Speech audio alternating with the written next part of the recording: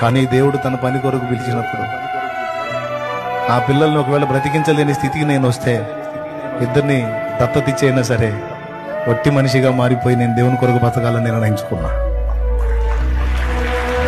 మిమ్మల్ని అలా ఇచ్చేయమని నేను చెప్పట్లా, నా సమర్పణ నా భారం నేను చెబుతున్నా. నాకు దేవుడిచ్చిన ఇద్దరు మగపిల్లలు కాబట్టి ఎవడైనా తీసుకుంటారు.